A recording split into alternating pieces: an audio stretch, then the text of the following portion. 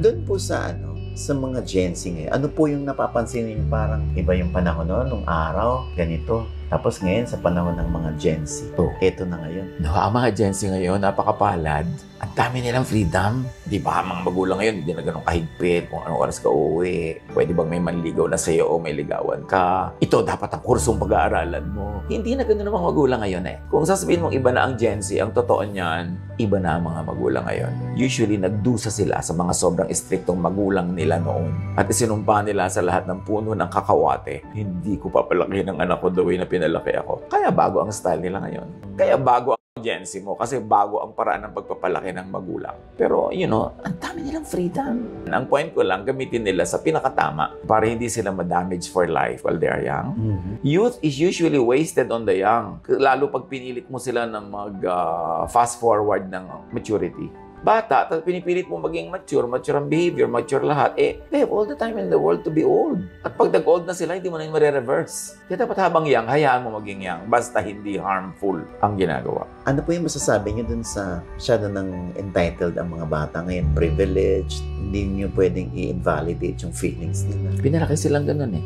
Sabi ko kasi, magulang yan. Reaction yan ng mga bata kung paano sila pinalaki. So, meron ding downside yung pinahirapan ko ng magulang ko noon, so hindi ko papahirapan na anak ko ngayon. Yung sabi nga ni Balagtas, diba, ang laki sa layaw, karaniway hubad, sa bait at muni, sa hatol ay salat. Masaklap ang bunga ng maling paglingap, habag ng magulang sa irog na anak. So, minsan sobrang loving naman yung mga magulang. Sobrang pinaginhawa yung buhay ng mga bata.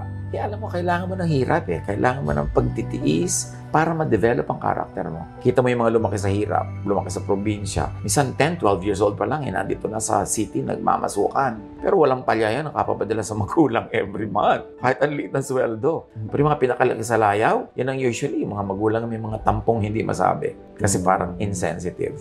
Meron kasing value yung lumaki ka sa hirap.